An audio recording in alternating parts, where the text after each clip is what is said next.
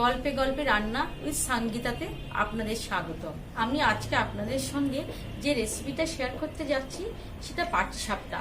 এই পাটিসাপটা তৈরি করতে গেলে আপনারা অনেকেই বলেন সেটা হয়তো লেগে যাচ্ছে কিংবা ভেঙে যাচ্ছে কিংবা তাওয়া থেকে উঠতে চাইছে না। তাই আমি কিছু টিপস সহ আজকে আমার এই রেসিপিটা আপনাদের কাছে নিবেদন করব। আশা করি সেটা আপনাদের উপকারে আসবে। তাহলে চলুন এবার দেখি কিভাবে আমরা পাটিসাপটা রেসিপিটা তৈরি করি।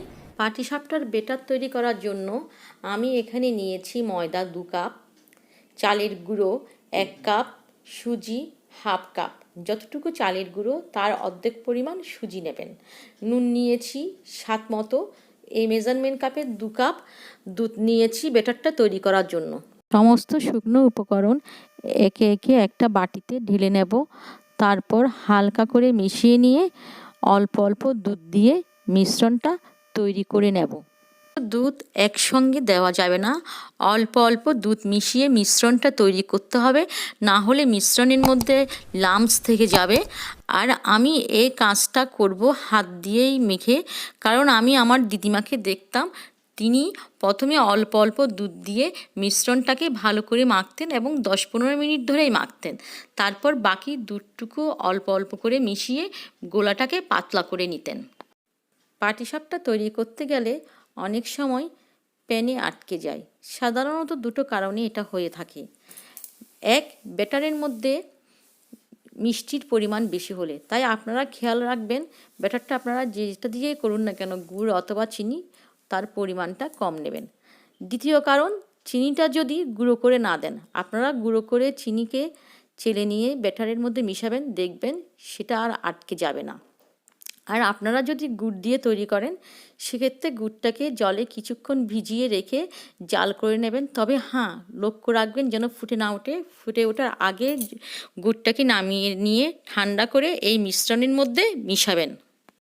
এ পর্যায়ে আরেকটা গোপন টিপস আপনাদের সঙ্গে শেয়ার করছি। আপনারা এই ব্যাটারের মধ্যে মিশিয়ে দেবেন 1 টেবিল চামচ ঘি বা সাদা তেল, তবে আমি প্রেফার করব ঘি মেশানো। ব্যাটারে এই ঘি বা তেল মিশালে পাটিসাপটাটা প্যান থেকে তুলতে খুবই সহজ হবে, খুব ইজিলি সেটা ফোল্ড করা যাবে, প্যানে আর আটকে থাকবে না। এবার আমি ব্যাটারের মধ্যে মিশিয়ে দেব জাল দিয়ে করে রাখা গুড়। গুড়টা ঢেলে আমি ভালো করে মিশিয়ে নিয়ে ব্যাটারটা 2 থেকে 3 ঘন্টার জন্য রেস্ট রাখব। আপনারা এই ব্যাটারটাকে 2 থেকে 3 ঘন্টার জন্য রেস্টে রাখবেন, কারণ অনেক সময় আমরা দেখি পাটিসাপটা করতে গেলে ভেঙে যায়। আপনারা যদি এই ব্যাটারটাকে 2 থেকে 3 ঘন্টা রেস্টে রাখেন তাহলে আপনাদের আর সে সমস্যায় পড়তে হবে না। এভাবে ঢাকা দিয়ে মিশ্রণটা আমরা 2 ঘন্টা রেস্টের জন্য রেখে দেব এবং পুরটা তৈরি করে নেব। এখানে আমি 1.5 লিটার দুধ নিয়েছি। দুধটা অনবরত নাড়তে হবে, না হলে তলায় লেগে যেতে পারে। ক্রমাগত নেড়ে নেড়ে দুধটাকে ঘন করে নিচ্ছি। এ পর্যায়ে আঁচটা মিডিয়াম টু লোতে রাখতে হবে। 4-5 থেকে দুধের সরগুলো নামিয়ে দুধের সঙ্গে মিশিয়ে দিতে হবে। এবার আমি এখানে মিশিয়ে দিচ্ছি গুঁড়ো করে রাখা চিনি। চিনিটা চাইলে আপনারা গুঁড়ো করে নাও দিতে পারেন, কিন্তু আমি এটা গুঁড়ো করে নিয়েছি তাড়াতাড়ি মিশে যাওয়ার জন্য। আমি এখানে 5 চামচ চিনি দিচ্ছি। আমি মিষ্টির পরিমাণটা বলছি না, আপনারা আপনাদের পছন্দ অনুসারে কম বা বেশি দিতে পারেন। আমি এখন এখানে মিশিয়ে দেব হাফ কাপ ফুল ক্রিম গুঁড়ো দুধ। এটা অপশনাল, এটা চাইলে আপনারা নাও দিতে পারেন, তবে দিলে ক্ষীরের পরিমাণটা বেশি হয় এবং খেতে সুস্বাদু হয়। দুধটা ভালো করে মিশিয়ে নেব।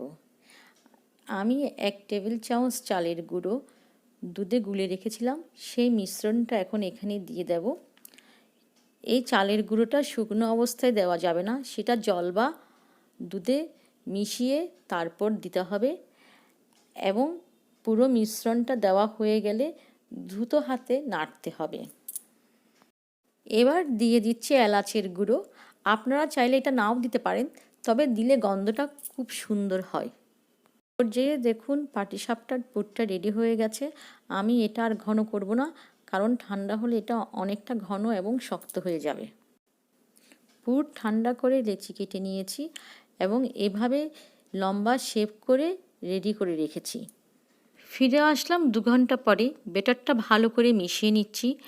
একটা তাওয়া ভালো করে গরম করে নিয়ে ব্রাশের সাহায্যে ঘি লাগিয়ে দিচ্ছি। আপনারা চাইলে সাদা তেলও ব্যবহার করতে পারেন এবং ব্রাশ না থাকলে বেগুনের বোটা ব্যবহার করতে পারেন। এখন আমি গ্যাসের আঁচ মিডিয়াম টু লোতে রাখবো এবং তাওয়ার ঠিক মাঝখানে 1 হাতা ব্যাটার দিয়ে দেব।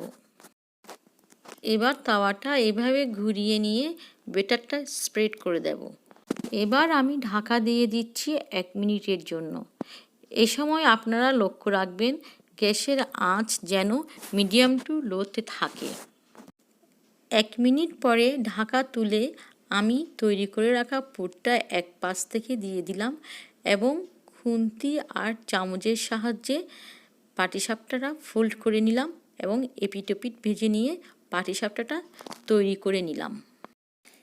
এভাবে আমি বাকি কটা পাটিসাপটা তৈরি করে নেব। পাটিসাপটা তৈরির এ পর্যায়ে আমি আরেকটা ইম্পর্টেন্ট টিপস আপনাদের সঙ্গে শেয়ার করতে চাইছি। আপনারা পাটিসাপটার ব্যাটারটা যখন তাওয়ায় দেবেন তখন একটা ঢাকনা দিয়ে দেবেন 1 মিনিটের জন্য এবং গ্যাসের আঁচটা মিডিয়াম টু লোতে রাখবেন। এভাবে ঢাকা দিয়ে পাটিসাপটা করলে পাটিসাপটা খুব সহজেই প্যান থেকে তুলতে পারবেন, সেটা আর আটকে যাবে না। শুধু তাই নয়, এভাবে ঢাকা দিয়ে পাটিসাপটা করলে আপনি যে কোনো প্যানেই করতে পারবেন। সেটা ননস্টিকে করতে হবে এমন কোনো কথা নেই এবং খুব সুন্দরভাবে পাটিসাপটাটা উঠে আসবে।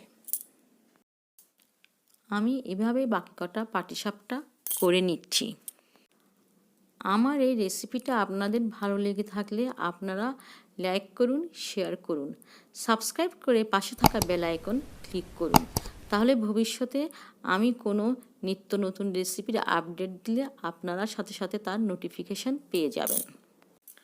আমার শেয়ার করা রেসিপি এবং টিপস ফলো করে আপনারাও পাটিসাপটা তৈরি করুন এবং আমাকে কমেন্টে লিখে জানান। ভিডিওটি দেখার জন্য সবাইকে ধন্যবাদ।